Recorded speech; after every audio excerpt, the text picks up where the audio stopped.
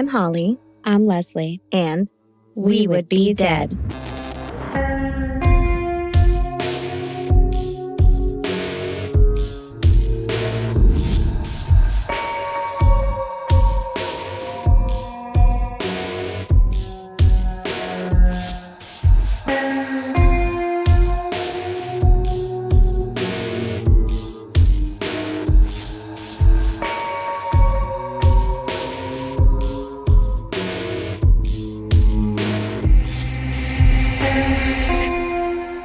Leslie. Hey, Holly. Hey, Fiends. We have a pretty topical case for everyone today. Ooh. I think I had a couple requests for this one. I can't really remember. I know that you and I have talked about it several times. It is kind of blending together with if I've talked about this with other people or not. So maybe not. And this one would be the murder of 39-year-old Kouri Richins, a Utah man who was poisoned to death in his own home by his own wife, while his children were asleep in the room, like, down the hall. Ugh. Yeah, awful. And don't worry, guys, not a spoiler alert. This is a huge news story. And if that's not ringing any bells for you, you're like, well, I don't recognize that case. This ought to do it. Eric's wife, Kouri, wrote a children's book about grief to help her children and others cope with tragedy. She promoted it on television and all other local news outlets before going on to be arrested for her husband's murder. Oh, shit. Yeah, the headline for most of the stories on this case are like, grief author is arrested. I'm like, that's a stretch. Oh, no. Yeah, I don't know if I'd give her that title, but all right, whatever. So now it probably sounds a little more familiar. Now, usually, I like to let things shake out before we cover a case. You know that. I don't usually do a pretrial situation because people who are in a rush to tell a story are often wrong. And I hate to think of us as part of an influential court of public opinion when it comes to a person who may or may not be guilty beyond a reasonable doubt. But thankfully, this case just ended. So abruptly, too. The world really thought it was going to drag on. It did not. It really, really didn't. We're getting better at this. We are getting better at this. Sentencing happened on May 13th of this year. So this is fresh. Just happened. And usually also when a case has just gone to trial, or I'm afraid because they haven't done some of the legal stuff still has to shake out in this case. I'm worried because, there's two sides of this story to tell. There is only one side of the story to tell. Yeah. What do I mean by that? Well, during the trial, which we will get to next week, because, surprise, a case with this much media coverage is, of course, going to take two parts to cover. Thank you, Court TV. Anyway, during this trial, the prosecution presented their case to the court in full, right? So the side against Kouri presents their full case. And then they rest. And then the judge says, okay, it's time for the defense. And instead of calling up witnesses or experts of their own to paint the jury a reasonably detailed picture of their side of the story, or even just to poke holes in the things the prosecution said, or even just getting up to give their own narrative, the defense simply said they rested. No, nothing from the defense. That's so strange. It is bizarre. I don't recall, we've covered over 200 cases at this point, but I don't recall running into that, really. Just being the defense rests. What? You don't have anything to say. Anything. We're good. And the prosecution is full of witnesses. The prosecution's case is tight. And they were just I think we pretty much nailed it. Yeah. Without saying a word. So at the end of the day, beyond the cross-examination, that means they hadn't created a case at all. But I do have to admit the prosecution really did spank them in the courtroom. Still, say something, anything. Anyway, so we only have one side. They did, Holly. They said that they rest. They're tired. They said all they needed to say with their silence. Yeah. I think you all heard enough. I think you know what we would say anyway. I think we're all on the same page here, right, guys? No. Okay. But anyway, as I mentioned... Wild. I know. I can't get over it. I truly can't get over it. As I mentioned, there's a million hours of this to watch and read. I watched the trial, all the court TV coverage. I watched all the body cam coverage from the police officers, because that's available online too. I listened to the 911 calls. I read all of the things. There's a lot. And doing that much watching someone who is, I must admit, infuriating can make you feel a little infuriated. Yeah, which is not great for your complexion, I might say. It makes me like, sometimes I'm pale. This time I feel like I'm red. Yeah. Little red, hot. And also like you're like scrunching your face a lot, Yeah. you know? So just wrinkly, the red. lines are coming out. Sweaty, angry. Yes. It's a really bad look. And I've tried everything I can think of to bring the normal color back down into my cheeks, but nothing seems to work. I feel like I'm all out of options. What are you going to do? Well, you know what though? Don't tell anyone, Okay. But I have heard whispers of a super secret ingredient as of late that may be able to cure all of my problems in one little drop. I don't know, Holly. Is this like black market? I think it might be, to be very honest with you. I've heard that all we need are just a few precious drops of validation, a hill worth dying on. I did need a triple strength this week, so thank you. You're welcome. Oh, and good news. Our fiends can give us this secret ingredient totally free of charge. Shut up. How? But how, you must be asking yourself and me. Well, I will tell you. Simply head on over to Spotify or Apple Podcasts and leave us a 5-star rating and or a friendly review. It really is the only way to move this podcast forward. Ratings and reviews equal attention, attention equals support, and support equals more and better content for all of you. And I have been asking Apple Podcasts to spotlight us for years now, so. Let's do it. I know, we got to get there. Everybody, right now, go to your phones or have the person... Or have your passenger princess go to your phone and go on Instagram and like our posts. All of them. Or get on Apple Podcasts. And Apple Podcasts. Give us reviews because I want Apple to do it. Anyway.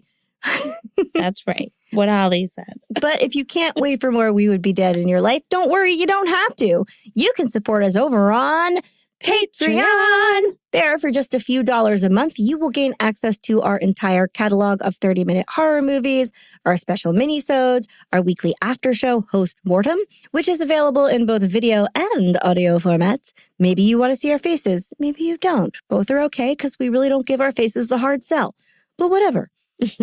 You'll also gain a special gift in the mail from us, get to participate in some giveaways, get some special merch deals. There will be an on-air toast dedicated just to you and more. More? Yes.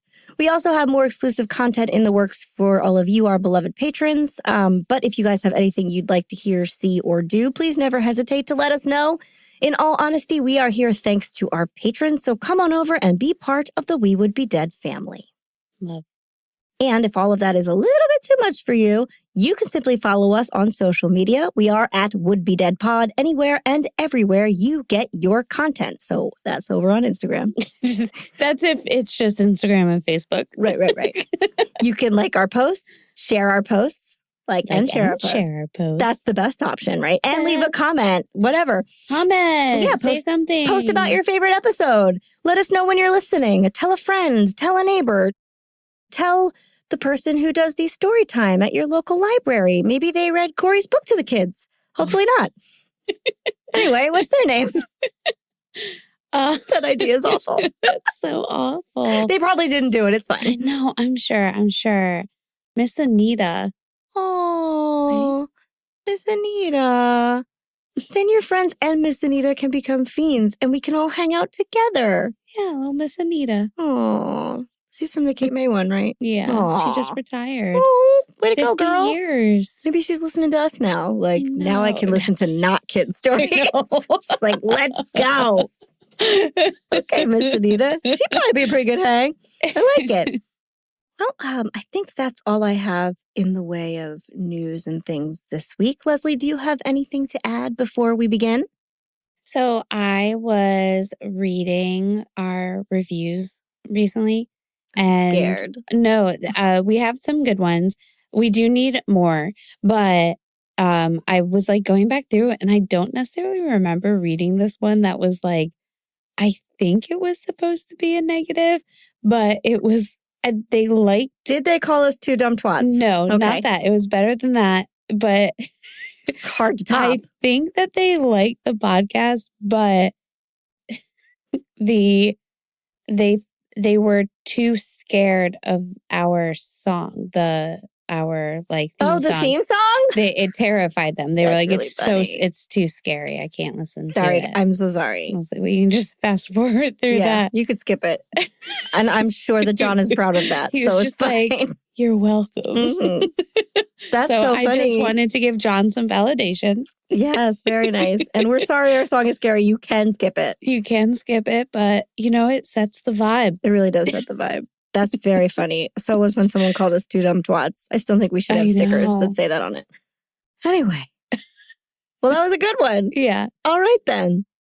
On with the show.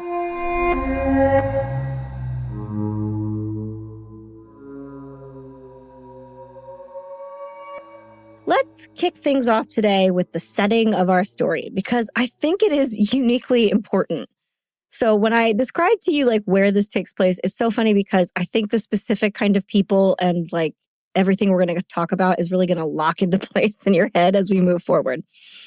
So I want you to keep this setting in mind here as everything unfolds, because it does make everyone weirdly competitive and entitled. And it's certainly the location does, at least. And I think it had that kind of location has a specific effect on specific people. When you live in a money type place, it definitely makes certain personalities. That's what we're dealing with here.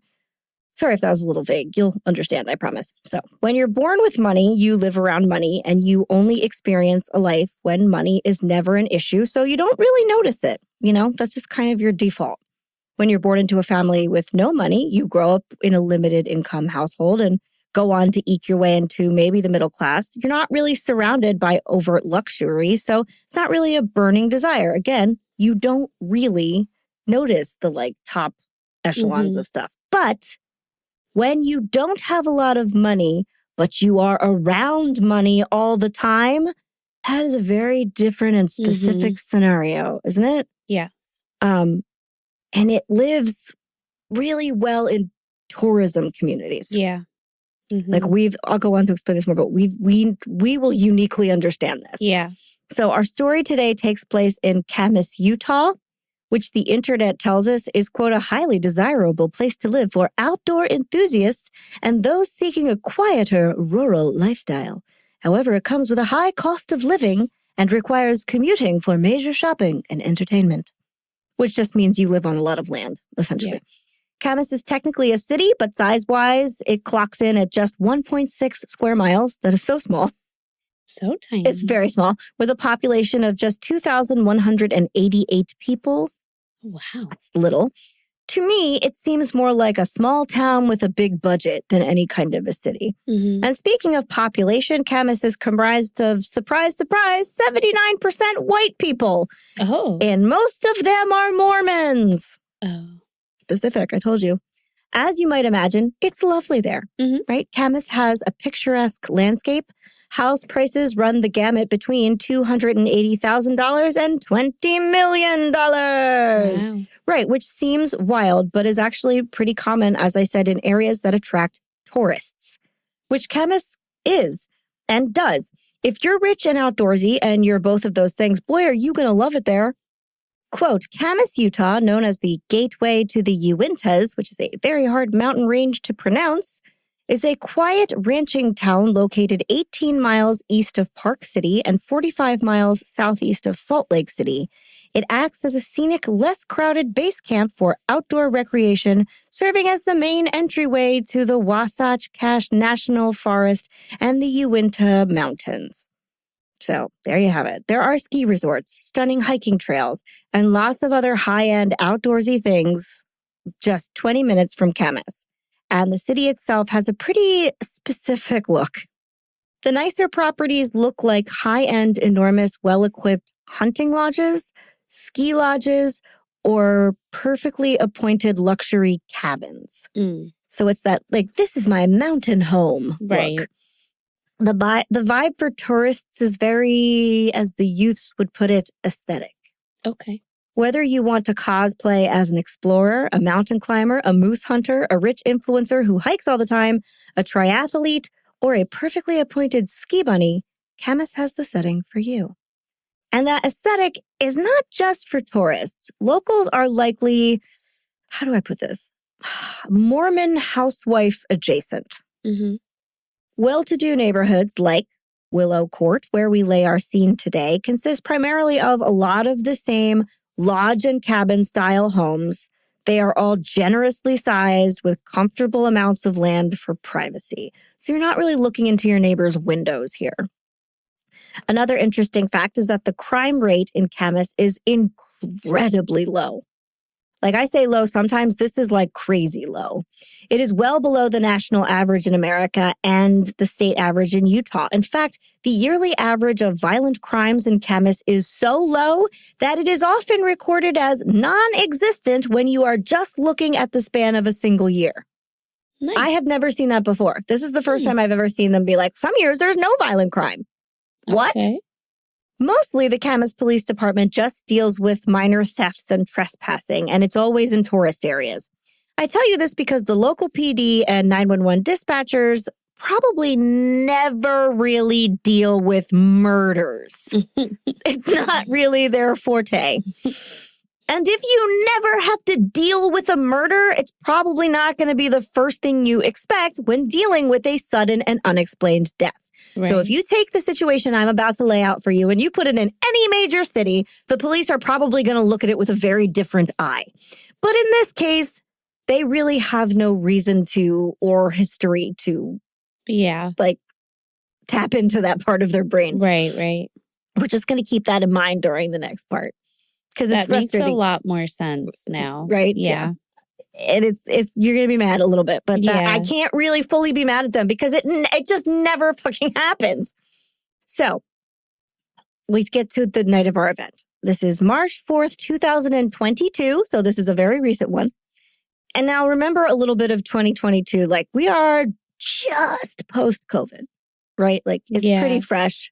2021 was still a lot of COVID restrictions. 2022 things have like just kind of opened up. But we do all remember lockdown. And we have just been locked down with our loved ones for a long period of time. Right. So also the big thing I remember too, and I don't know if this pertains to the case really, but I remember 2021 being like really like a lot of people were feeling like good financially because we had gotten like, we were getting like money from the government and just people like had money to spend almost. Once things and then opened 2022, there was like everybody was spending and then all of a sudden it just like dropped off and it was like pretty depressing again. And we were getting like hit again with like. I also remember there was a wild disparity between people who were doing well and people who weren't because some areas were still locked down for like almost all of 2021. Yeah. And some places opened up and some were never really that locked down. Yeah. So we all had sort of at this point in time, our experience had differed, you know? Yeah. And so some people didn't really need to rebound that hard financially and some definitely did. Yeah. From what I can see, lockdown did not really like do them in that hard, but I don't know. So it is March 4th, 2022 at 3:21 a.m. and the Summit County Communications Center in Park City, Utah receives a call from Camas. Now I'd like to say it was urgent. I really would, but that is not the vibe from the caller. Leslie, I made you listen to this call so you know what I'm talking about. Now I have heard this 911 call too many times. It's long. It's very irritating. And I'll provide a link in our show notes this week so you can go listen to it if you want. But for our purposes right now, I'm just going to describe it. Do everybody a favor. The call starts with the dispatcher picking up and saying, 911, what is the address of the emergency? This is key because usually a 911 operator or dispatcher says, 911, what's your emergency? Mm-hmm. That's not what this woman said. She said, what is the address of the emergency? And the voice on the other end is a high-pitched, sniffly voice. And it says, my husband is not breathing. He's cold. That's not a location. Not the answer we're looking for. But that's okay. Emergencies are scary. Yeah. And it's not the question you usually get. which is why I said that, because I probably would respond to a 911 operator with like, this is what happened, not like my address. The dispatcher goes on to say, okay, what's the address? The caller in the same like tiny little baby voice says 282 Willow Court. And the dispatcher repeats it back to them just to confirms the phone number in case they get disconnected. Then she asks the caller, what happened? The caller whimpers again. I don't know. I'm not going to keep doing this voice, but it does continue for the entire call. I just came in. I was sleeping with my kids. And then the voice just kind of trails off. And the dispatcher tells her, she's like, I can't understand you. You have to talk again. So then the voice tries again. And it takes like too long for her to spit out why she's calling. And there was like a lot of rambling. And eventually, with a lot of prompting, this person gets around to saying that her husband had gone to bed around 9:30. She went to attend to her son who had a nightmare and ended up falling asleep in her son's bed. She says that she then woke up later at around 3 a.m., went back to her own room to go to sleep for the rest of the night. When she got into bed with her husband, she turned over like to be next to him and discovered that he was cold to the touch, at which point she turned on the light. So no other alarming factors other than he is suddenly cold. It's not usually the first thing, but okay. The dispatcher asks her if he is breathing. She doesn't answer. The dispatcher asks again, saying, I need you to confirm for me, is he not breathing? And the caller finally says, no. That's exactly how she says it. I'm sorry. It's very... It's so irritating. Ugh. The dispatcher then tells her that she's going to have to begin CPR. This is a whole rigmarole. And this is common. 911 operators will frequently instruct callers through CPR. Like, you have to do it. This happens a lot. She goes, okay, you're going to have to do CPR. And the caller says, no. Yeah. Okay. She's like, I don't know how to. The dispatcher then is like, that's no problem. I can tell you how to do CPR. We're going to get through this. The operator in this case, or dispatcher, whatever we want to call her, is great. I have to say that. And she really soldiers forth in situations where I'd be like banging my head against a wall. So she says, okay, are you willing to do CPR? Yeah. And the voice goes, yes. No, she was like, yes, like, I don't know. You're right. Guess. You're right. Like, she was very much like, I mean, but also like, be like, he's dead. I know. And she does go on to like say, I'll get there in a minute. I didn't make you listen to all of it, but it gets really bad. But like usually when someone calls and they're like, oh no, this is an emergency, they're not like, he's dead. They're like, help me. Okay. That's the voice you're doing. But that's what it sounds like. That's why I had to play it for Leslie before we began, because I was so irritated by it that I knew I was going to talk about it. Holly has listened to this too many times. Like a lot of times, you guys.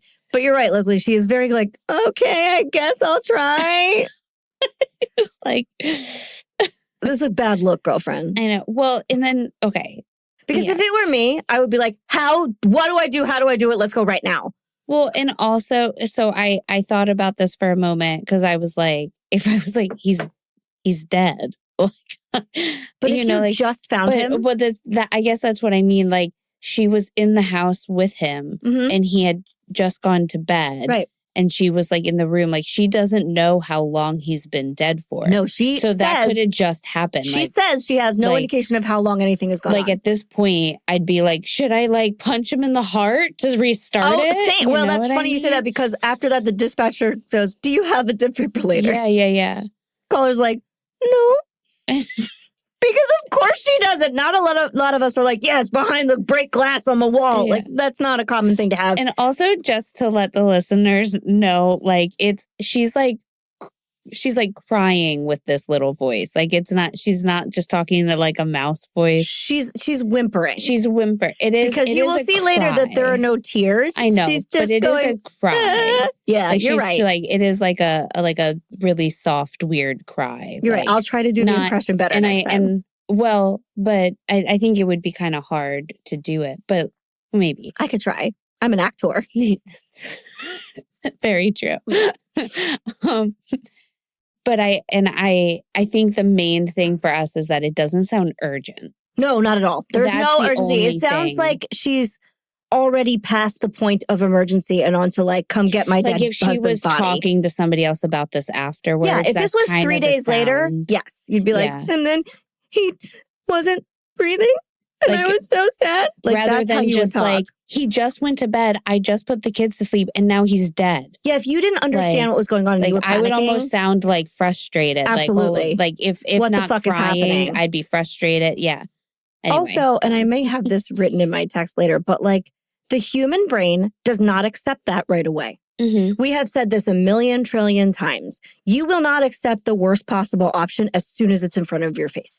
If you find your loved one dead, the first thing you're going to do is go, they're not dead, right? I can fix this, right? How do we get them better? How do we fix it? You don't go, well, dead. That's not how a brain usually responds to that kind of a crisis. Now, I will not say that every person in the world responds to every situation in the world the same way, but typically, our brains do not want to latch on to the bad right away. We don't just, those phases of grief, acceptance is at the end for a reason. Yeah. She doesn't go through bargaining or, any of those things. She's just like, well, dead. I think that's because there's no urgency in her voice. And even if she did jump to, oh my God, he's dead. Like somebody needs to come and like look at this now. Mm-hmm. It was more like, to be offered like, hey, can you do CPR? I'd be like, wait, you mean that they're like, maybe that could work? Yeah. Like I just told you he's like dead and not breathing, but I could like do CPR. Okay, what do I do? And you usually want to take any lifeline you're given. You want to take that. Yes, bring the paramedics. Just do whatever you can. That's where my brain would go. And it does. She really is like, I don't know if I want to do that. Yeah, so from the start, it's already like, oof. Yeah.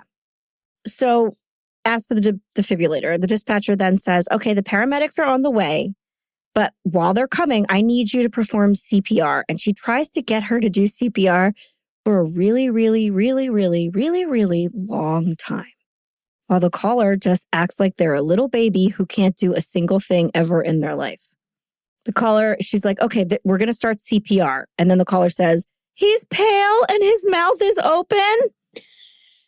Not what the dispatcher needs right now. She asks if she can lay him on the ground. She's like, okay, you've got to get him on the floor because you have to do CPR against a hard surface. You can't do it on a bed. And her response is, I can't touch him. Okay. What do you mean you can't touch him? How do you know he was cold? Right. Anyway, the operator. Just after. Yeah, the operator. I don't know that I would be like, I need to feel a pulse or something. I wouldn't be able to. Anyway, I'm not her. The operator keeps trying to get the caller to calm down and tell her that she can do it. She's like, just calm down. You can do this. We're going to do CPR. Get him off the bed. She goes, okay, you got to pull him off the bed. The caller replies with, he's just yellow. He's yellow. The dispatcher then says, we need to help him. The caller responds with, and white. The operator reasserts that she's like, I'm going to guide you through CPR, okay? We have to do CPR. The caller responds with, he doesn't have a pulse. Please, tell me how you know that without touching him.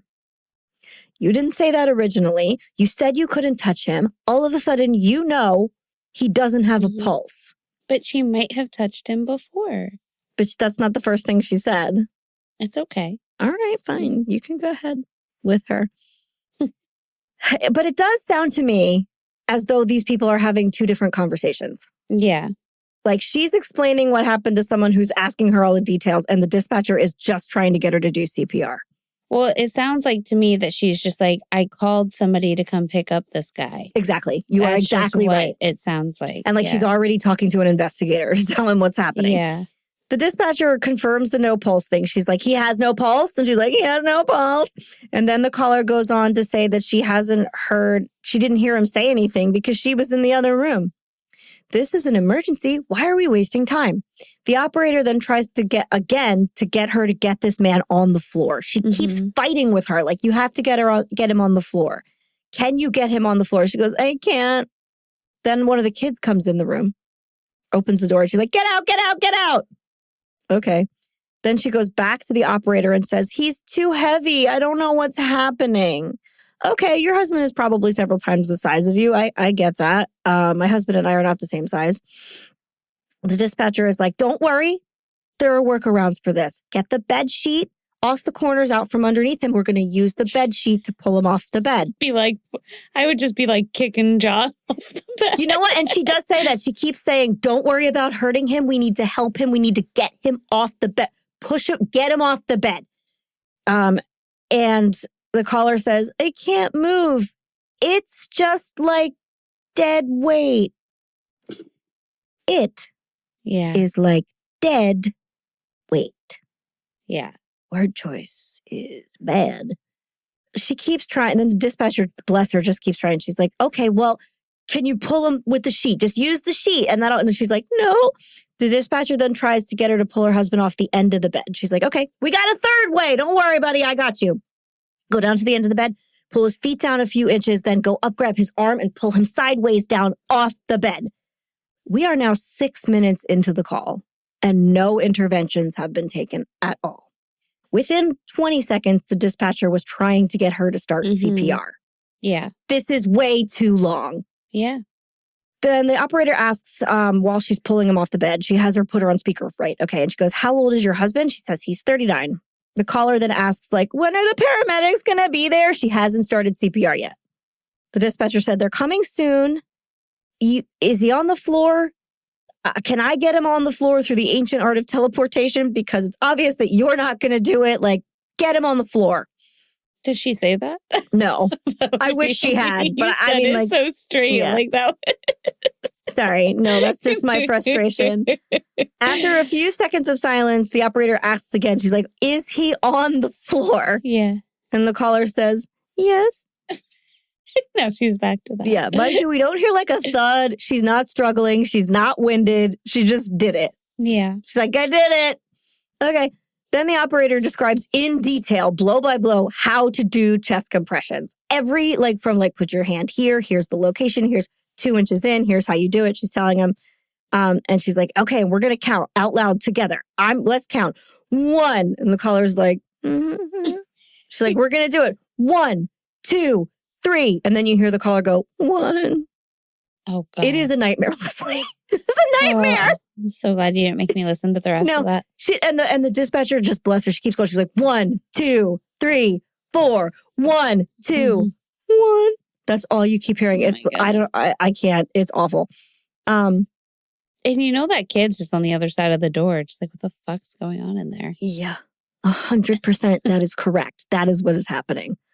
And I have to say, she is saying like random numbers throughout these chest compressions, but she sounds very unwinded.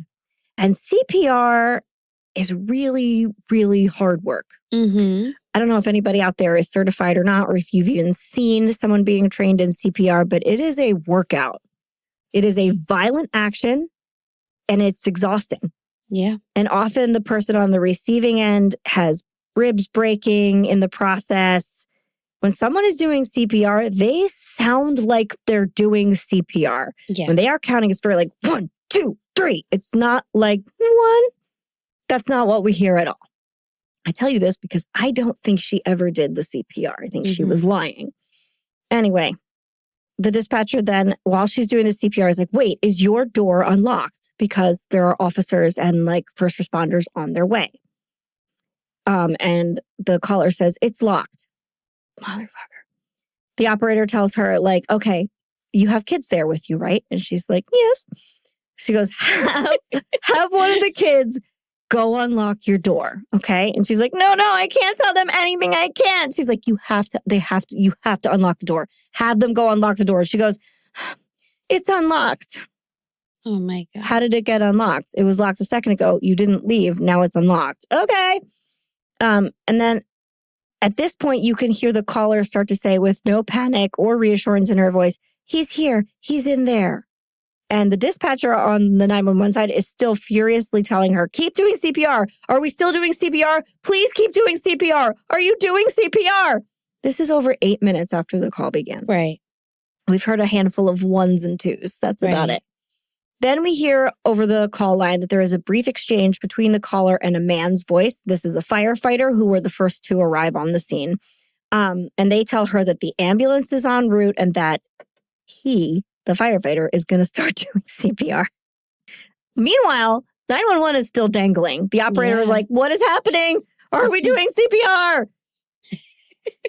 And then she hears the firefighter be like, okay, he's counting. And he's very clearly doing CPR.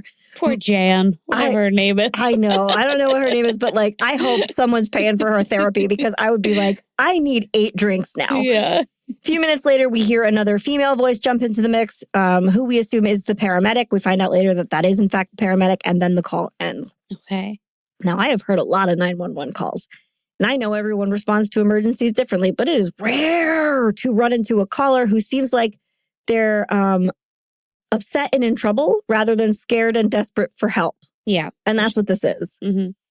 From the moment the call starts, the caller seems simply resigned to her husband being dead, which we talked about. She doesn't seem to be in an emergency. She seems like she's putting on kind of the appearance of grief, but that's the problem, in my opinion, because as I just said, and I told you I'd restate this, the human brain will do backflips in the name of hope. We have said before that hope is the scariest and saddest thing in the world, and the best thing in the world at the same time, because it will never leave you alone, and you will always try for it. Mm-hmm. It is hard to abandon hope when a loved one is concerned. We always assume something can be done. Yeah. And usually we are like to a fault on that end. Mm-hmm. The voice of this caller is also like, we've discussed this. It's really, really strange. It sounds like how my kids would talk. I think you'll understand this. If they get into a fight, like say your kids get into a fight, both of them were bad, right? And they both want to be the one that was right. And you're like, well, what happened? And you were one-on-one with your kid and like, well, he hit me and then I fell down and I accidentally hit him while I was falling and it wasn't my fault. Yeah. That is exactly what it sounds like to me. Mm-hmm. Very bizarre.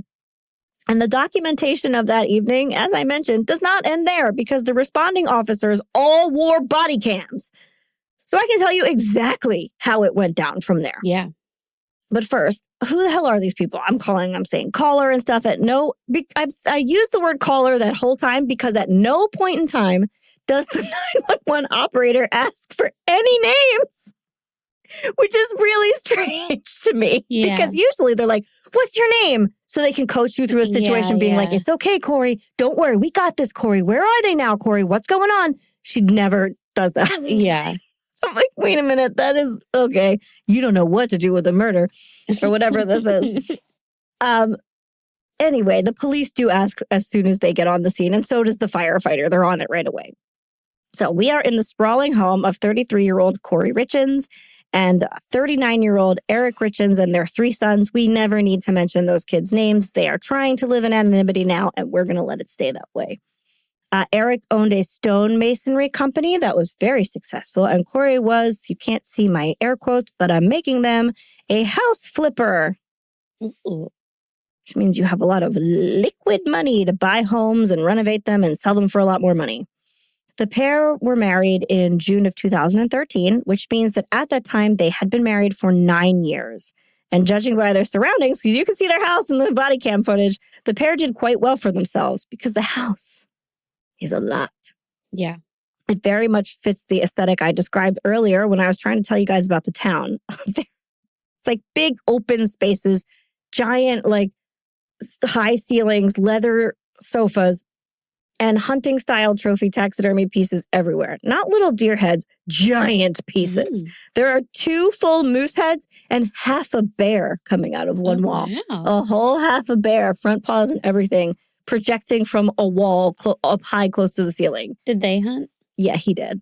He did. So it's like I told you, they're like hunting lodge. They're like, I'm a lodge. I'm an outdoorsman. That's what we're looking at. Now, our 911 caller, Kouri, we see on camera. She's a small lady wearing a plaid pajama set. This pajama set is not like what you would picture an adult female wearing, in my opinion, either. It's not like Old Navy standard. No, it's not like, like loose pants with a drawstring and a top or whatever. And it's not like cute little lacy anything. No. This looks like green and white plaid children's Christmas pajamas with fitted cuffs they're like leggings with fitted cuffs at the ankle and a fitted long sleeve shirt with fitted cuffs at the wrist. Is she like small? Like, do you think maybe she got this as a kid's PJ set?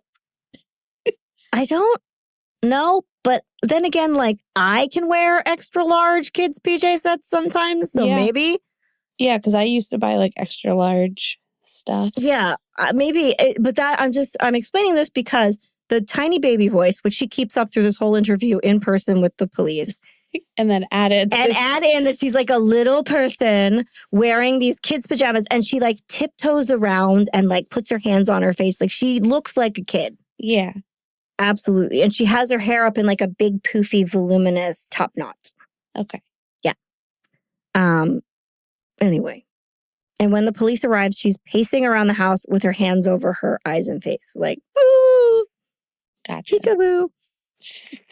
That's the motion, like with your hands over your face. Anyway. So when the police arrive, Eric is actually on the floor at the foot of their bed. I'm shocked that she actually did put him on the floor. Right. Because you don't hear her struggling and you don't hear a thud. Although maybe he was there to begin with. Mm-hmm. Here's the other thing. Like, we don't know she pulled him onto that floor. I mean, like, I don't know that she would make up that he was in bed if he wasn't. But, like, we really don't know what happened. Yeah. Which we'll get to later. But anyway, she's on the floor. He's on the floor at the foot of their bed. Their sons, who are 5, 7, and 9 at the time, are in their bedrooms where they had been told to stay and not come out. The house is pretty tidy. It looks like people live there, but it's not a mess. We'll later find out they had like their cleaning company in that day. So the house is tidy. And there are no signs of a struggle anywhere. It doesn't look like there was a fight or anything. The police take Kouri into a living room where they question her. And at first she like perches on the arm of the couch, like just a tiny little bird. Mm-hmm. And she's like rubbing her eyes the whole time, but she's not actively crying. There's like not tears coming out of her eyes, but she's just like pushing on her eyes and touching them a lot. And she's talking in that voice like she's crying. But also her face isn't red and her nose isn't running. I know this because you can the footage is kind of grainy, but no one at any point in time during this whole video offers or gets her a tissue. Right. If you are like streaming tears crying, someone's going to have to, that's going to have to happen. She does not have tissues at all at any point in time. She's just like balling up her fists on her eyes. Okay. So the police at first asked several times, like, where are your kids? What do we do about these kids? Should we get the kids? Do you want to get the kids? And she's like, no, leave them in their bedrooms. Don't tell them anything. I don't want you to scare them. And then she says, quote, one is asleep in one room and the other 2 are in another room awake with their ears at the door. So you were right, Leslie. How she knows they have their ear at the door is beyond me because she doesn't one time through this whole thing go to check on them. She never sees her children. Right. From the 911 call to the point when the police leave eventually later, she does not interact with her children one time. Yeah. I don't know That's how. right. I mean, I would assume that their ears would be at the door, especially if she knew that the one was awake already. Yeah. And I'm sure they'd wake up the other kid, but I guess that might also just be her being like, let's not talk too loud. Right. The house is literally crawling with firefighters, paramedics, and police officers. So, like, there's no way those kids are just chilling. Mm-hmm. Wouldn't you want to see your children? I would want, yes, absolutely. Wouldn't you feel like I would need to be like holding? Yeah, exactly. Yeah. I fully understand, though, not wanting them to see their father's body or to be afraid of police officers. I get that, but just never talking to them once is really weird for me. I don't think I could leave them in their room during this kind of an emergency. No. I would be saying, like, can you guys wait here while I go talk to them for a moment and just explain to them that they need someone's coming for them or something. Mm-hmm. Or like explain the situation so that I can then bring them out.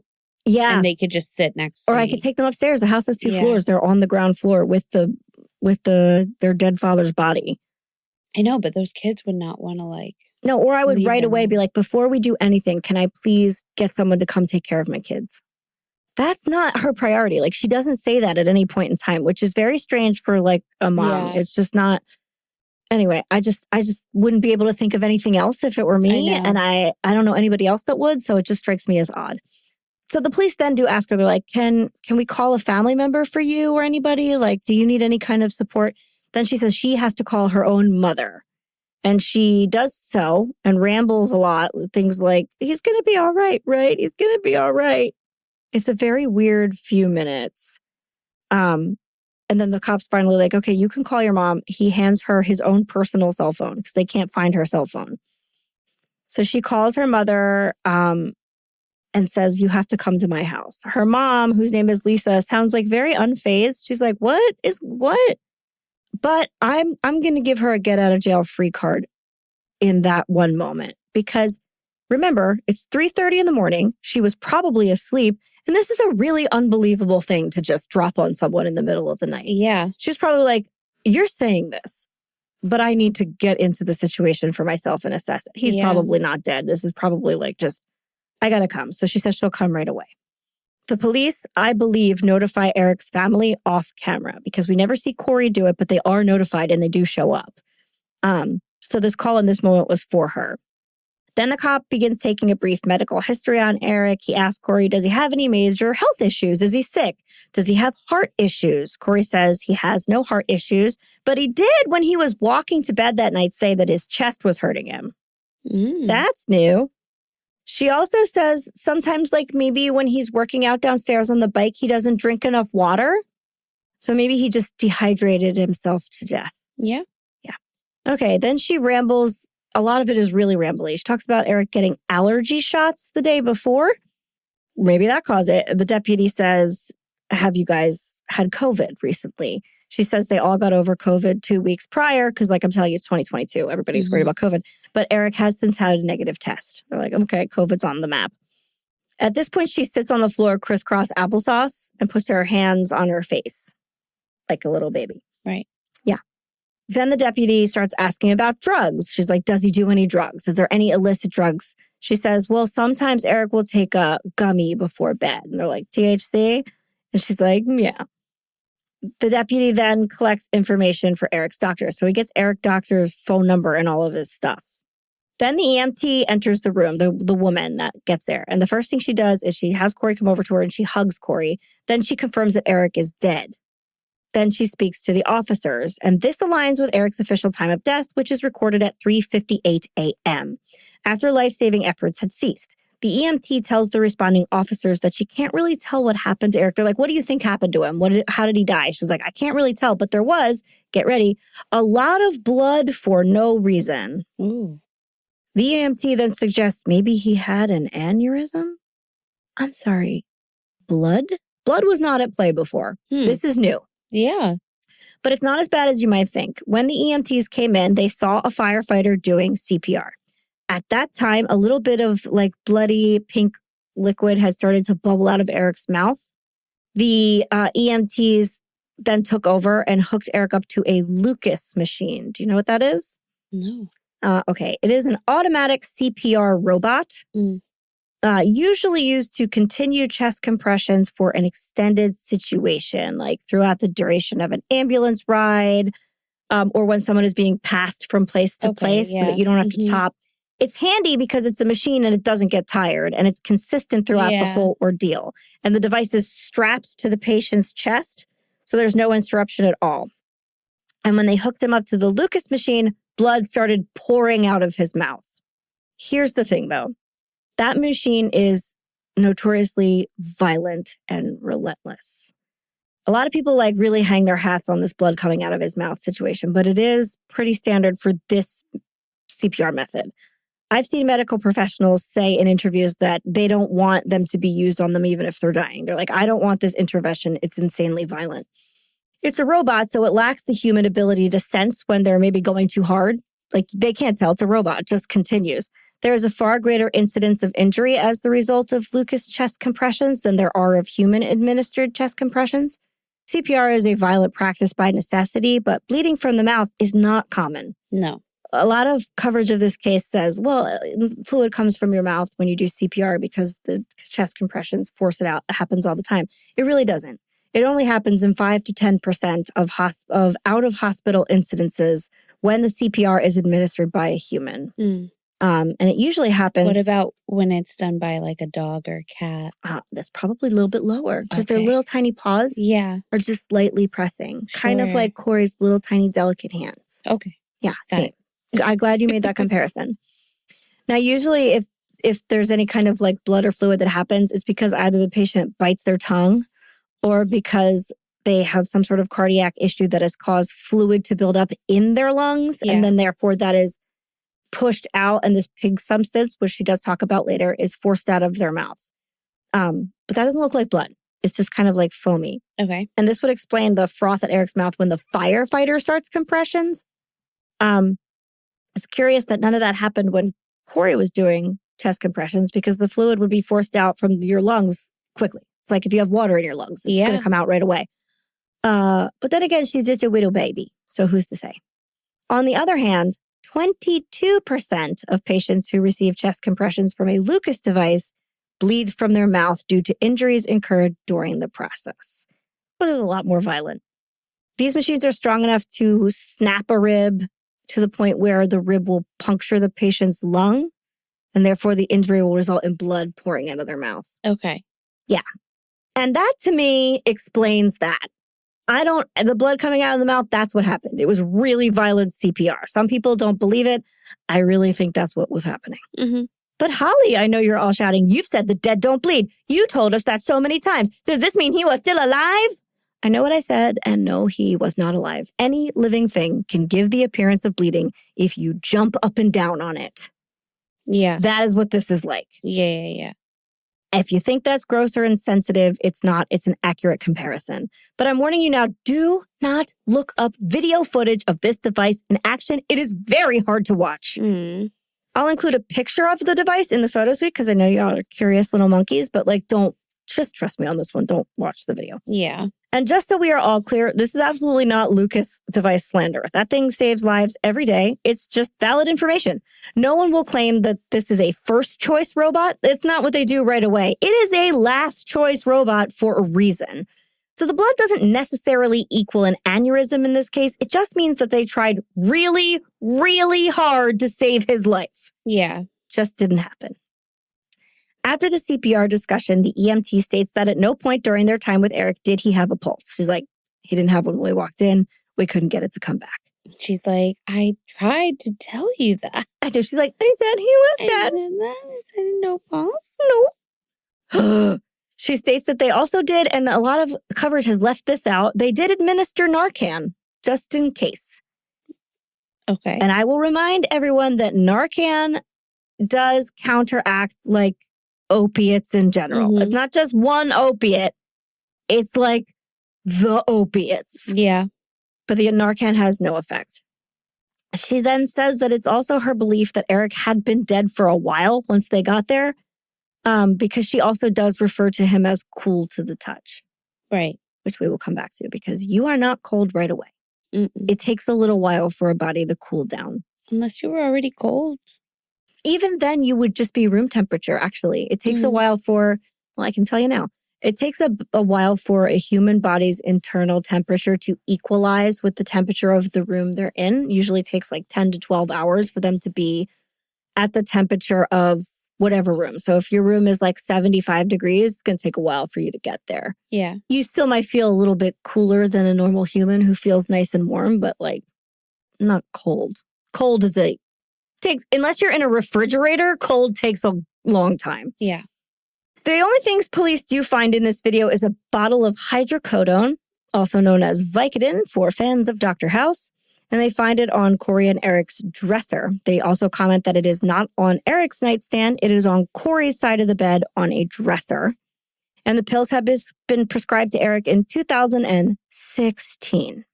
There are also still pills in the bottle. Shaky, shaky, still pills. Yeah. If you're going to take all the pills, you don't leave some of the pills. No. Just saying. After this point, Kouri's mother does eventually arrive, and she's really chill. She's like very unfazed.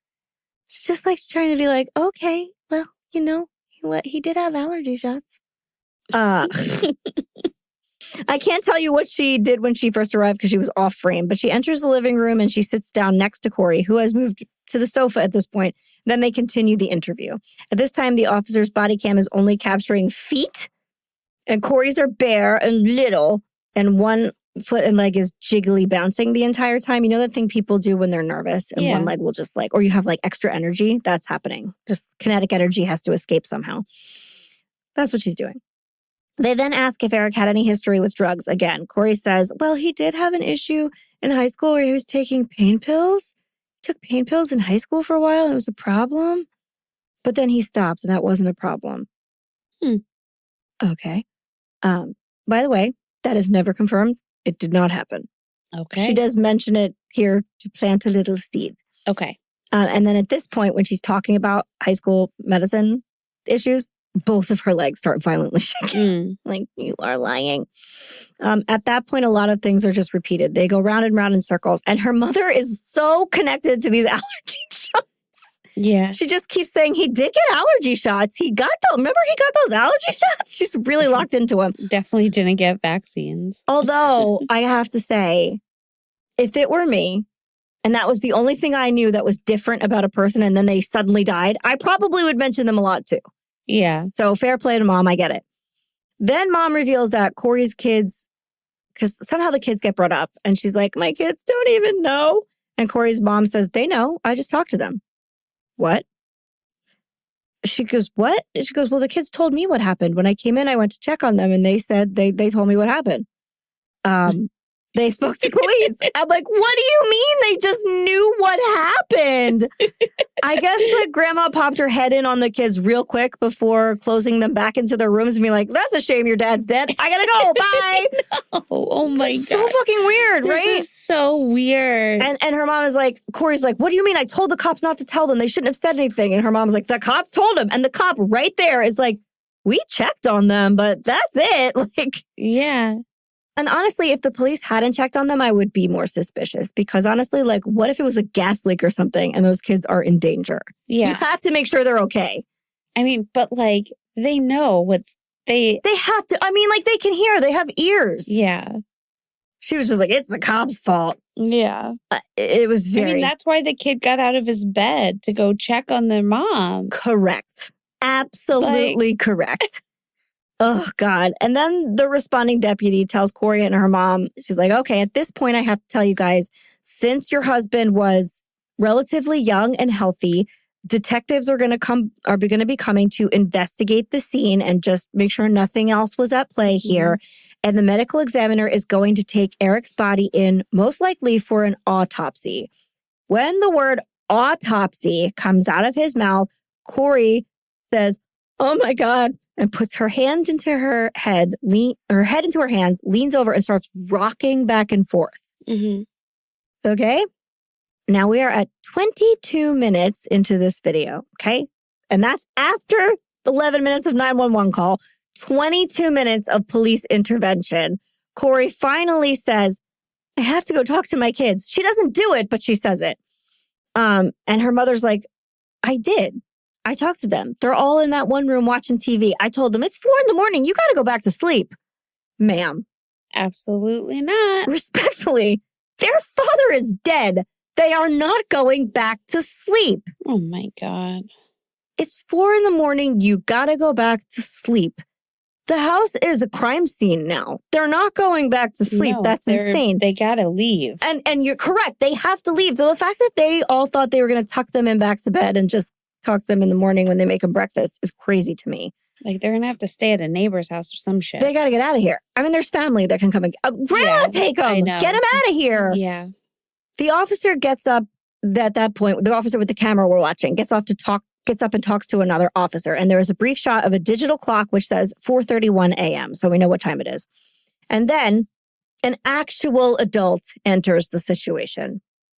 Eric's sister, Katie, who walks in the door, and she is reacting like the situation is both tragic, confusing, and urgent.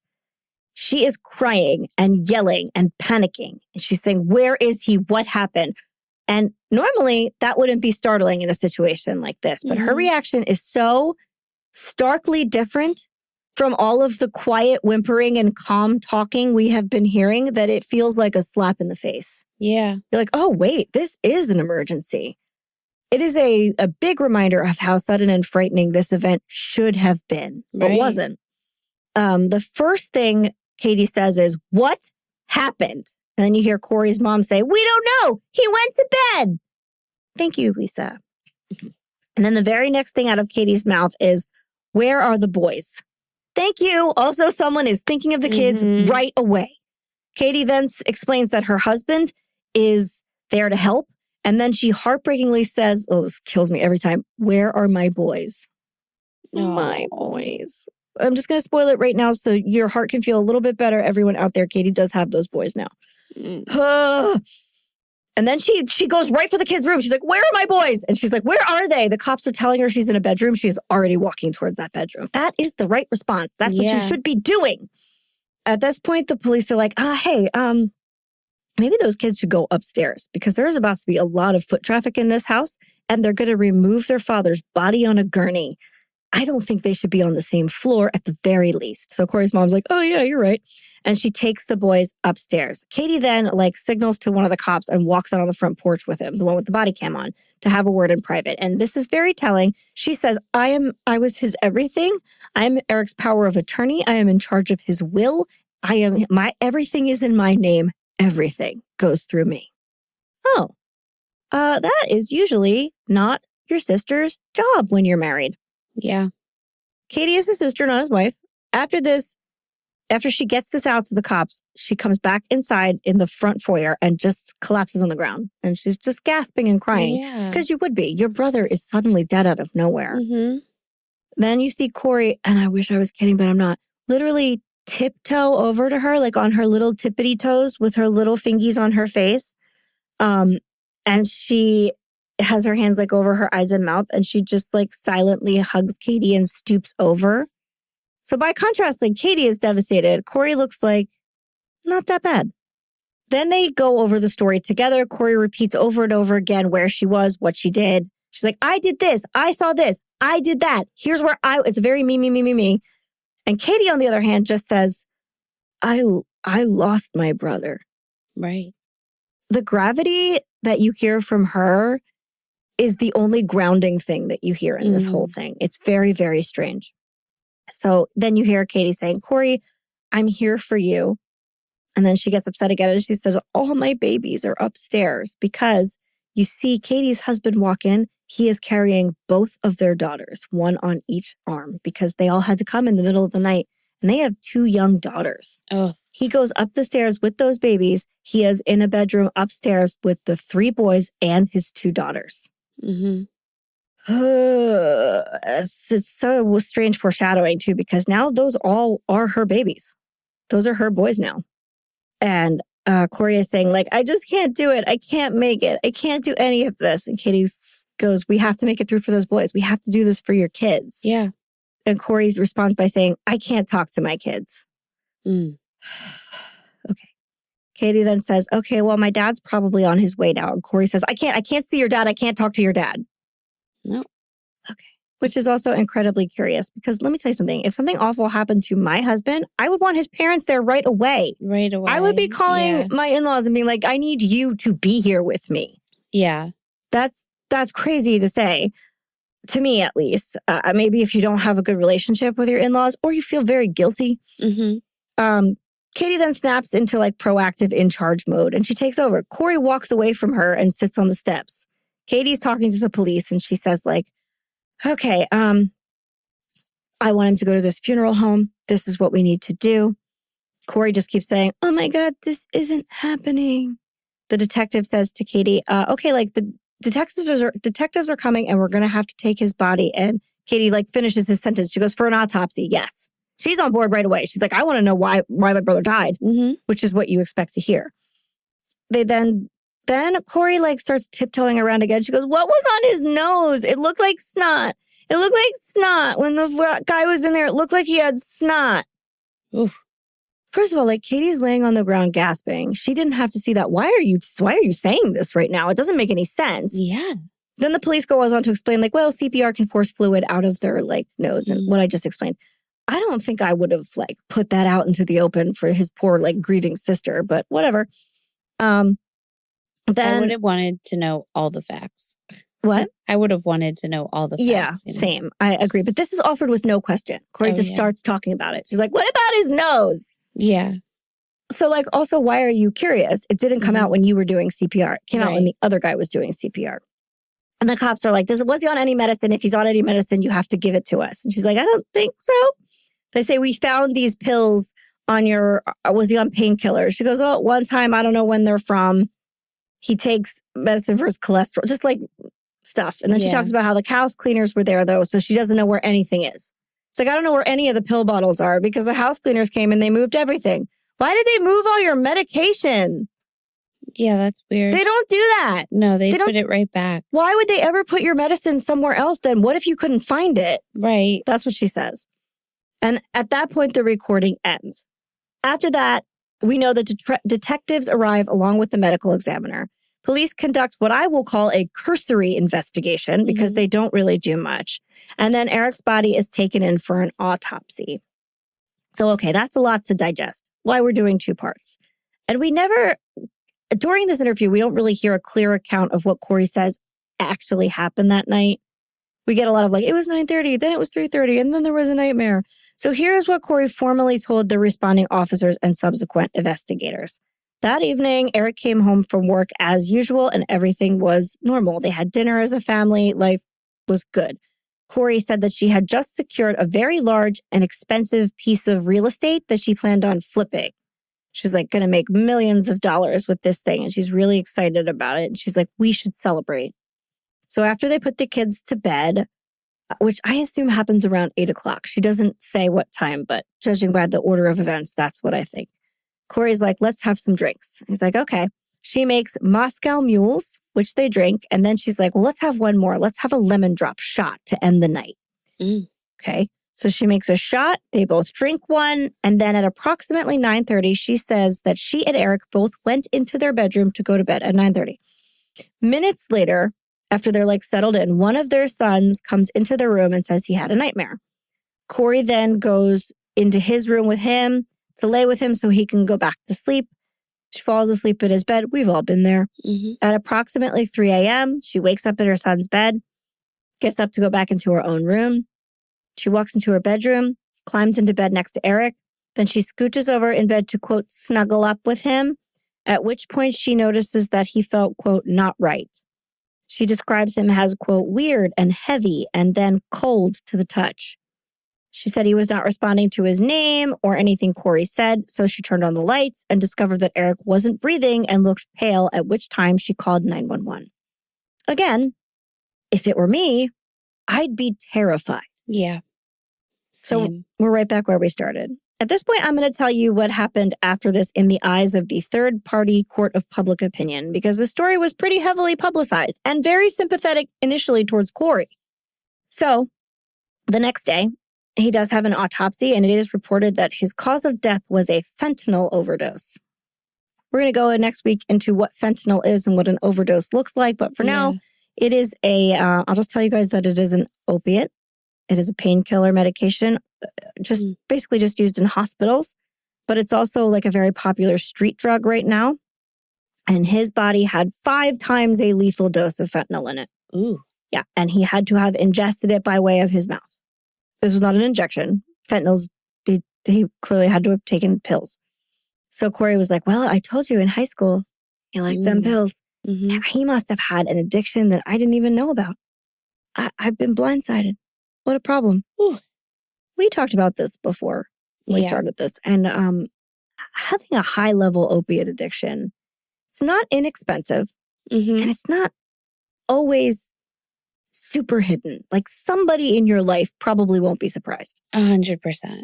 100%. That's not the case. There's always something weird about it besides money being drained. They're just doing weird stuff. The kids would even notice at a certain point. Right, if it got that. Yeah. If you're taking 5 times the lethal dose.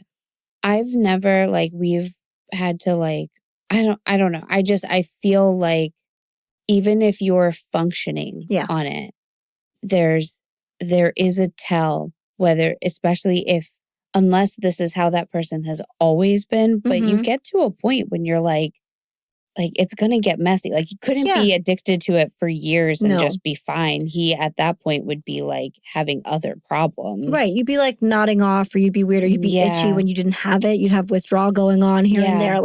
Or if he was only being seen as functioning at that point, it would just be his eyes would be glassy. He'd be talking really fast all the time. Or he'd at least recede somewhat from social obligations. But he was actively coaching all 3 kids' sports teams. He was conducting a very successful stonemasonry business, which is physical. Yeah. He was social with friends. There was no evidence that he was doing a high-level amount of an opiate that is 50 times stronger than morphine. Right, exactly. You are fucked up if you're on fentanyl. And if he socializes with friends, like 39 years old, like if he's having like beer, which he is, or whatever kind of drinks, he like definitely is having cocktails. Wasted, like immediately. Oh yeah, you're not supposed to mix alcohol with that stuff. Like he gets drunk really fast. Like you would notice. Or he's so tired. What's going on? Tired, or or like he missed work because he overslept. There's just none of that happening. Getting depressed. Agreed. 100%. There's just none of that is happening. But Kouri's kind of like, oh man, that's crazy. He must have taken a lot of fentanyl after I left the room when my kid had a nightmare. Mm-hmm. Okay. So publicly facing, she then says she's like trying to resume her life and explain living without a father to her 3 young sons who are confused and grieving. And while processing their immense grief and learning to cope, Kouri and her sons create a narrative about Eric always being with them and watching over them, which is pretty common, I'd say. Sure. But through dealing with this loss and repeating this narrative, Kouri decides to write a children's book about grief to help other children who have to cope with a tragedy. And then she self-publishes this book a year after Eric's death. Okay. Now, I don't think it's ever like a great idea for a person who is intimately connected to a crime. And at this point, like she's not publicly a suspect, but privately she definitely is. Like people are looking at her. I don't ever think if you're in that situation, it's a great idea to immediately write a book. but this isn't the first time that's ever happened, and it probably won't be the last. So Leslie, do you know of any other people who committed crimes and then thought maybe they should take up writing? Yeah. Yes, Holly. Please tell me. So we definitely have this was an interesting one to research this week. So I have a couple authors, and I'll call them authors. Sure. And I'll go through, like, we'll just I'll summarize their tale a bit. Okay. Yeah. Okay. So the first one will be a recap for many of our listeners. Okay. We have Anne Perry. So this will sound very familiar, but I'll do a quick recap. So that's not her real name. It's not her real name. She was a crime writer who hid a real murder for decades. Mm-hmm. All right. So long before she became one of the most respected crime novelists in the world, Anne Perry was known by another name, Juliet Hume. Hume. Yeah. As a teenager living in New Zealand during the 1950s, Hume formed a... Is it Hume? Hume. I just keep saying, I know, sorry. It's okay. Hume formed an obsessive friendship with another girl named Pauline Parker that she became intensely attached, retreating into elaborate fantasy worlds and fictional stories they created together. Their relationship disturbed adults around them, particularly Pauline's mother, Honora Parker, who worried that the friendship had become emotionally dangerous. Then in 1954, the girls committed one of the most shocking crimes in New Zealand history. They lured Pauline's mother to a park and brutally beat her to death with a brick hidden inside a stocking. And the murder was horrified the country, not only because of its violence, but because the girls' age and apparent lack of remorse afterwards. Both teenagers were convicted and spent several years in prison before being released under new identities. And everyone thought they were lesbians. Happy Pride Month! Go listen to that episode. It's really good. Juliet Hume eventually reinvented herself completely. She moved overseas, changed her name to Anne Perry, converted to Mormonism. Here we go. And quietly built... Because are they Mormon? I don't know if they are actually Mormon. They just live in the world of Mormon. Okay. And quietly built a massively successful career writing historical murder mysteries. Over the next several decades, she published dozens of best-selling novels centered around crime, morality, guilt, violence, inhuman darkness. For years, almost nobody knew about her past. And then readers simply saw Anne Perry as a prolific and talented mystery writer. That changed in the 1990s when the filmmaker Peter Jackson released Heavenly Creatures, a dramatization of that case. And journalists soon revealed that the internationally known novelist Anne Perry was in fact Juliet Hume. So obviously everybody that was a big plot twist for them. Like, people did not actually know that. That was huge. So she was one of them. And obviously people began rereading her novels through a darker lens, wondering how much of her understanding of violence, guilt, secrecy, and criminal psychology came from not from imagination, but from like lived experience. From having murdered someone? Yeah. Having murdered someone. And she obviously did gain financially for these, but I don't know. I remember us talking about her, like, she just like, we feel like maybe she was like healing. Yeah, we should just leave her alone, to be very honest with you. Their crime is very similar, in my opinion, to like the Slender Man girls. Like, yeah, they were very much children involved in a folie à deux, and they just kind of did a horrible thing. Yeah. But they were also very much children when it happened. Yeah, yeah. All right, so then we have Blake Leibel, the graphic novelist whose fiction began looking horrifically real. I want to cover this one. Do you want me to leave it?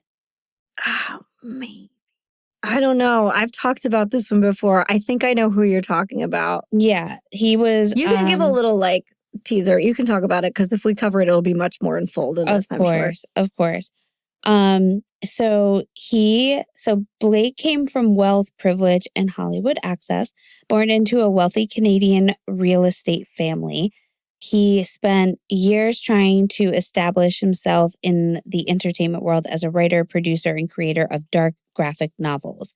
His most well-known work was Syndrome, a violent psychological graphic novel involving conspiracy, torture, mutilation, paranoia, and graphic imagery of bodily destruction. The comic was intentionally disturbing and cinematic, filled with brutal violence, meant to shock readers. At the time, it was viewed as edgy horror fiction. Then, in 2016, Leibel's girlfriend, Ayanna Kashsian, maybe? Cation. I don't remember. It's Cassian or Cation. I believe she's like Eastern European, right? She's not. Yeah. Okay. Was found murdered inside the West Hollywood apartment. The details of the crimes stunned everybody. Yeah. She had been tortured over many hours before her death. She's like not just murdered. This is like a torture. So graphic. So hers is so graphic that it like essentially investigators then look at his work and they're just like, oh, this is like an exact scene of one of his graphic. Yeah, you just wrote what you did. Mm-hmm. Yeah. You know what it looks like because you know what it looks like. Yes. So yeah, definitely mirrored like the We nature will of the cover crime. that one soon. It is wild. Yeah. And so in 2021, he was convicted of first-degree murder. Good. Then, so like O.J. Simpson wrote a book. Yeah, he sure did. So he decided to write a book called If I Did It. If I Did It. And I also think that it's weird that it was like okay. So this was something that I didn't realize that in 2006, he announced the book title as If I Did It. So in 1995, some people probably don't even know this crime. I know. I right? always like juggle whether we should I'm gonna do a quick recap. Okay. Mm-hmm. So, sorry. In 1994, Nicole Brown Simpson and Ron Goldman were brutally murdered outside Nicole's Los Angeles home. And O.J. Simpson was, he was a football player at the time. Like a big fucking deal. Big football player. Suspicion quickly centered on O.J. Simpson, the former football superstar turned actor and celebrity personality. The trial became a media circus unlike anything the country had ever seen. He had also been in movies. Yes. Mm-hmm. Millions watched live coverage daily as prosecutors I watched live coverage. I was a full child, but I did watch. Me too.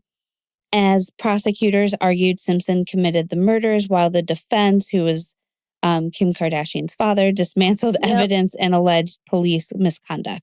In 1995, Simpson was acquitted in criminal court. And it was wild that he was acquitted. Yes. He had artists for lawyers. He just so very obviously killed those people. Yes. But years later, another chapter made the case even stranger. In 2006, Simpson announced a book titled, If I Did It.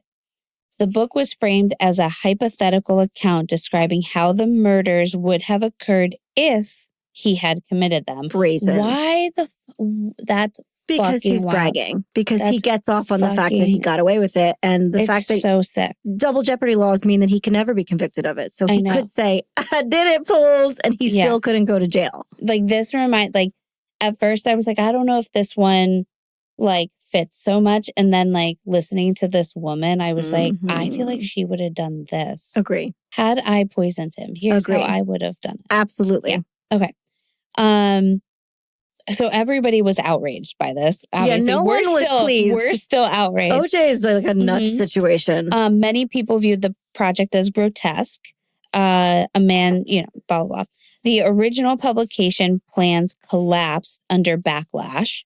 Good. But the Goldman family later obtained rights to the book through civil litigation, and they republished it with altered cover design, emphasizing the word I in the title. I didn't know his family get the money. Visually read, I did it. I didn't know that. Because I must say, we don't need to talk about OJ I didn't know either till I read that. I don't think enough people talk about Ron Goldman. I think he fell by the wayside during that case. Everybody talks about OJ's ex-wife, Nicole.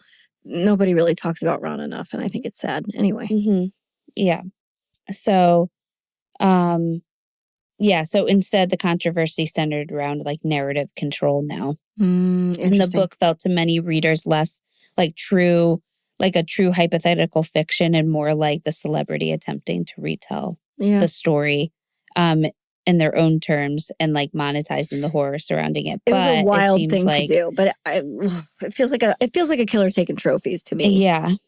And then let's see. We also have Christian Bala, the novelist investigators thought was hiding a confession. Ooh. So Christian Bala desperately wanted to be seen as intellectual, dangerous, provocative, and brilliant. A philosophy student turned aspiring novelist from Poland, Bala cultivated an image of himself as a nihilistic thinker fascinated by violence, sex, manipulation, and the blurry line between truth and fiction. Then came the murder of businessman.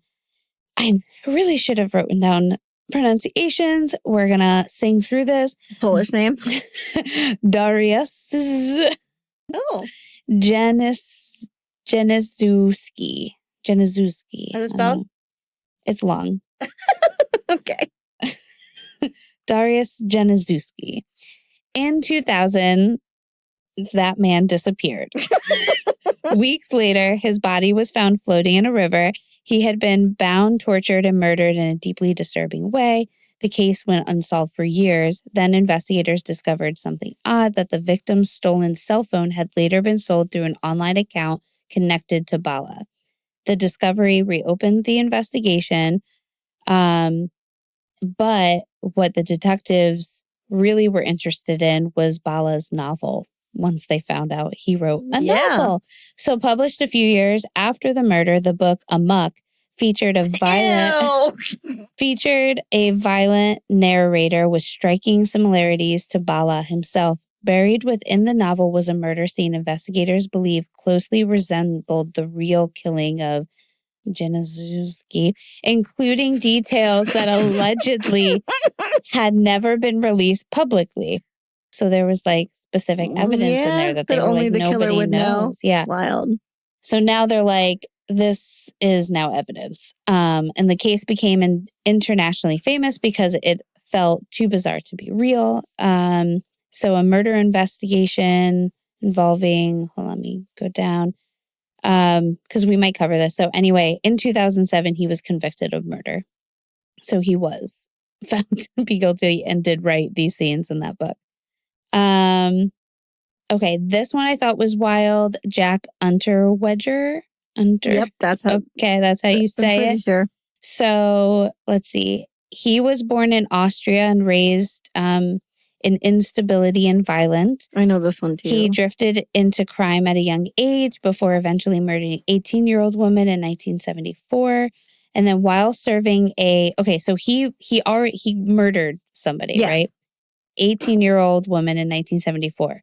While serving a life sentence, Unterweger began writing, and this was like a shock to everybody. His writing was like very good. I think we've talked about him before in a different case. A part of me was like, I kind of remember this one. I remembered a few of these. Mm-hmm. So he published poetry, autobiographical work, short stories, and plays from prison. Intellectualists, journalists, activists, and artists throughout Austria became fascinated by him. Many believed he represented proof that rehabilitation through art was possible. Okay. They were like, cool. And then there was like a big campaign that happened to be like, let's release him. People really liked him, if I remember correctly. He's great. His writing's good. We like reading him. Let him out. Let him out. So, they were just like, he's no longer a danger. So in 1990, they released him from prison.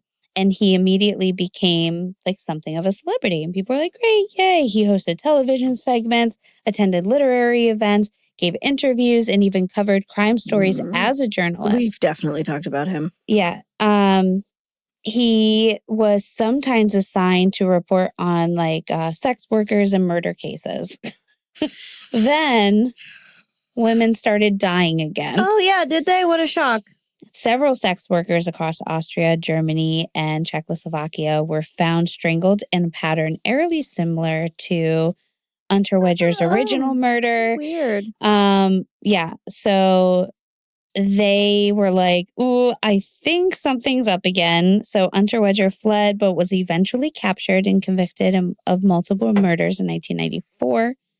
So they were like, oh shit, while he's writing all of this stuff, he's also killing again. Yeah. And then lastly, we have Nancy Crampton Brophy, and she's probably the closest to what I was looking for. Okay. So this woman was arrested for a murder.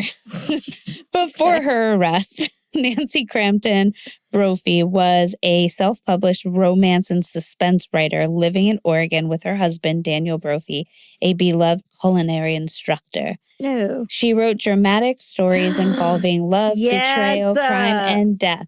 But one piece of writing would later overshadow everything else that she ever published. Years before Daniel's murder, Nancy wrote an essay titled How to Murder Your Husband. What?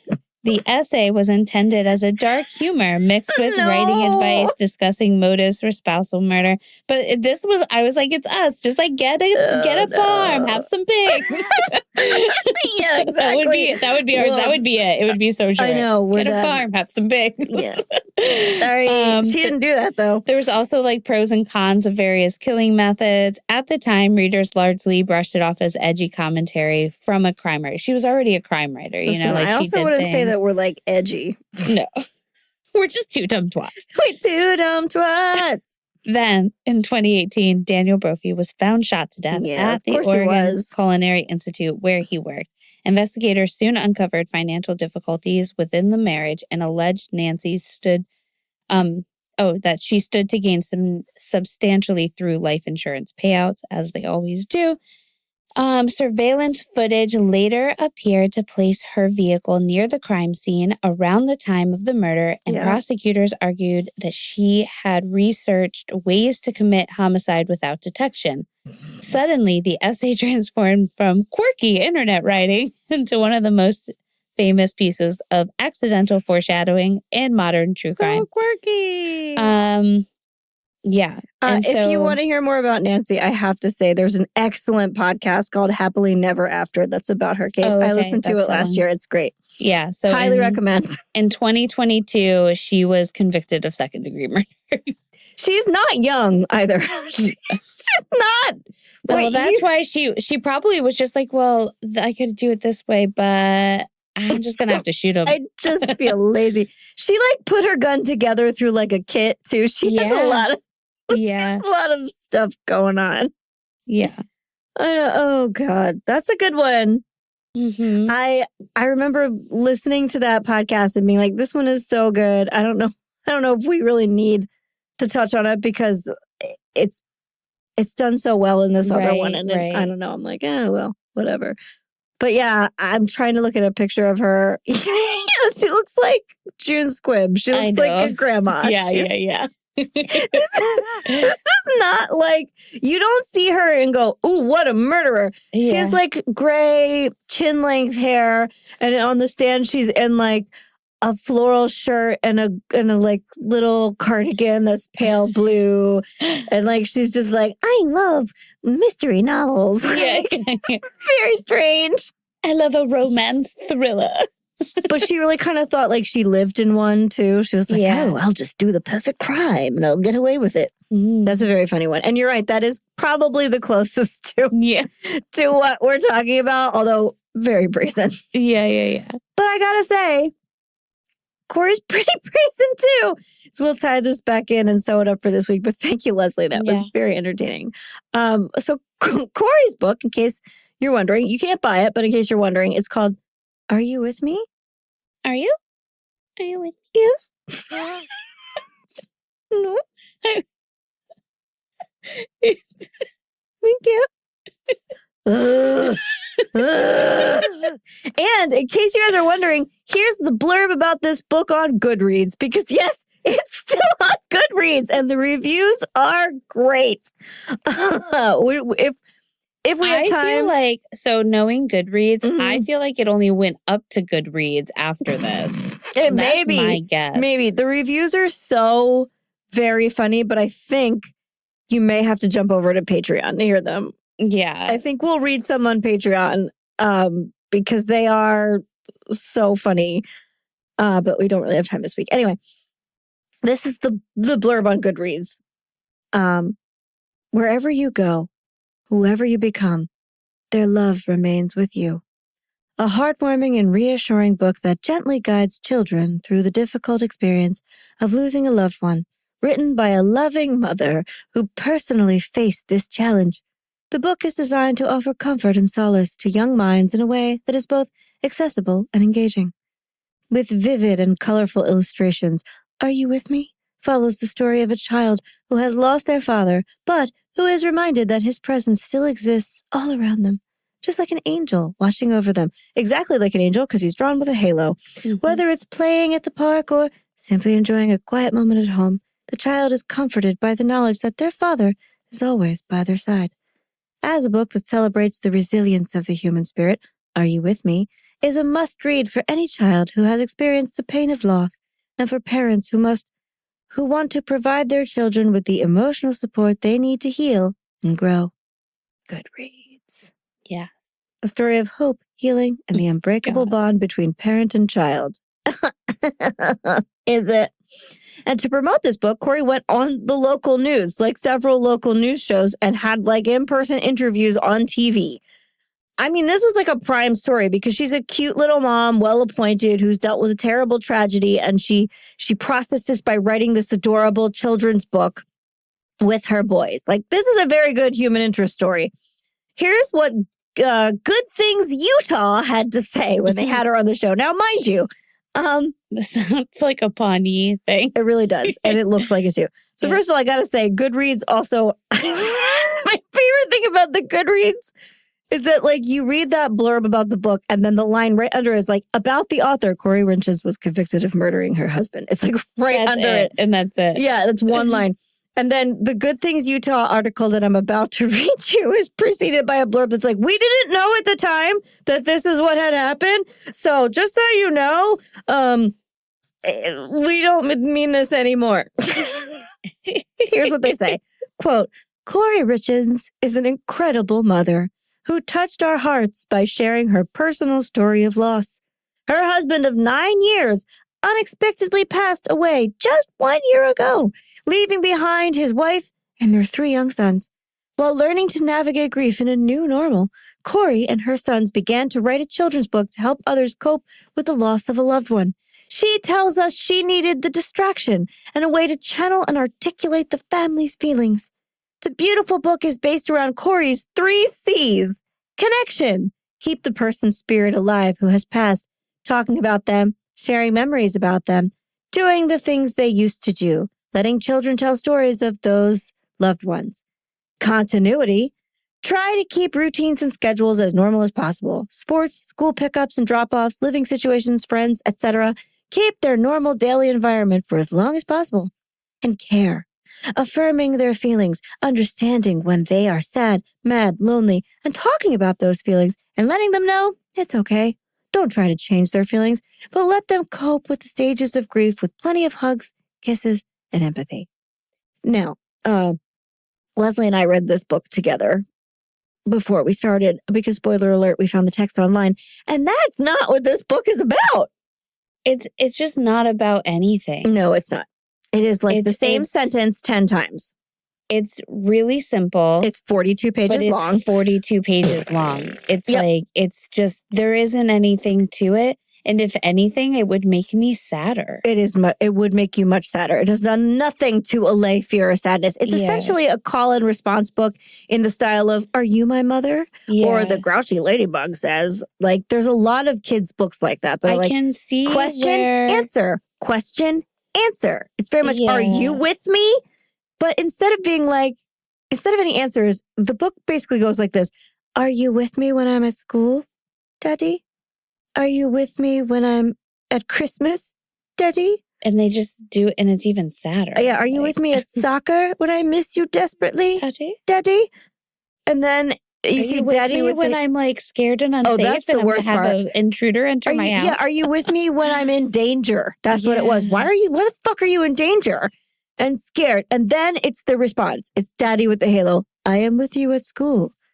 Next to you, sitting next to you at your desk. I am with you at Christmas, sitting next to you, watching you open your presents and telling you how much I like them. I am with you at soccer, telling you did a good job with every single goal and praising you and coaching you. I am with you on a park bench, pressing my head against your head when we're talking, and I'm telling you how my day went." What? They're hearing their father? What? Yeah. That's all it is. There is no advice. There is no reassurance. There is no narrative. It's just, "Are you with me? Yes, I am." The end. And it is very sad. And all the photos are of a child who is illustrations are of a child who is very upset. I think what's hard about this is I can see her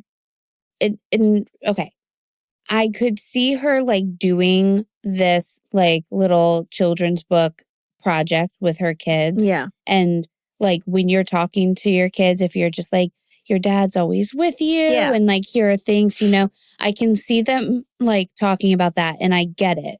But having read a lot of children's books at this point, it's not it's not written well. It's not done well. It's too long for this kind of book. It is like way too long. It's not interesting enough to be 42 pages either.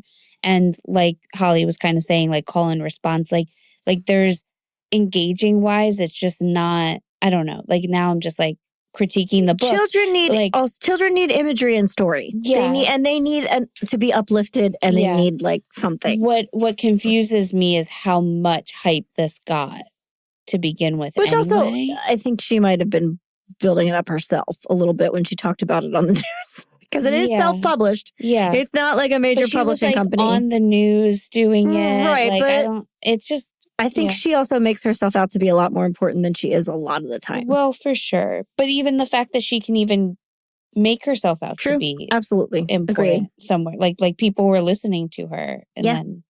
Just as a little side note, if you are looking for literature to explain and help cope with grief when dealing with a child, please pick up a book called The Dragonfly Story.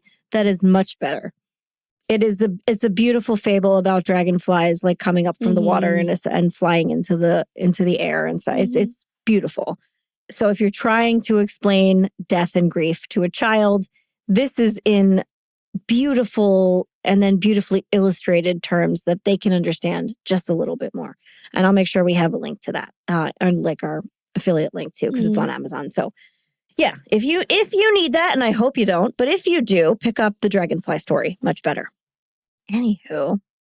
So honestly, like also when I first read this case, because I picked it up very early on, I remember seeing it, and the story was kind of framed as like, this is probably heartwarming, but maybe bad, because nobody knew that Kouri had done anything. They were just like, people think maybe it was her, but like she did this beautiful thing and we don't know. Right? The court of public opinion is harsh, but it was definitely split on this matter. There were a lot of people that said like, no, there's no way this lovely little woman did this. And that is how it was until May 8th of 2023. So the book came out in March of 2023. The year anniversary is when she was on the news. When Kouri Richins in May 8th was arrested for her husband's murder. Okay. Yeah, 2 months later, they're taking her in. Yeah. Doesn't look great. That's when the public begins to find out some more details. And behind the scenes, it turns out that Kouri wasn't coping with this loss at all. Yeah. But we will explore all of that next week. That is the after side of this. So we will talk about the police investigation, the private investigators' investigation. Because initially, as I mentioned before, the police who don't deal with murder were like, sad lady, bye. And we'll talk about like their relationship more. For sure. And like Eric. Oh, yes. Yes. We have a lot more about like their marriage, their relationship, all that stuff will be next week. And it will all kind of loop into the trial information because I watched the whole trial. It's so long. Yeah. But I did.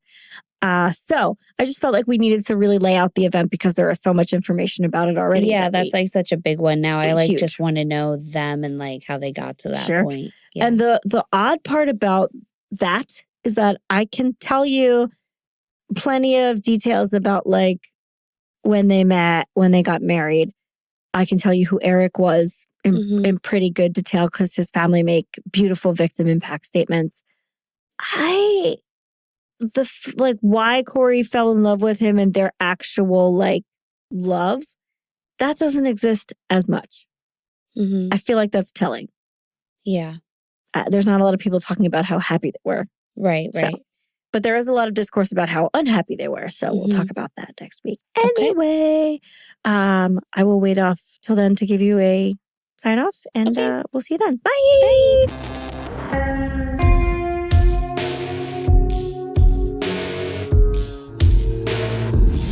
Thank you for listening to the We Would Be Dead podcast. Hit subscribe now to never miss an episode. Rate and review our show on iTunes. Follow us on Facebook, Instagram, and Twitter at Would Be Dead Pod. And join our Facebook group to discuss the podcast and more.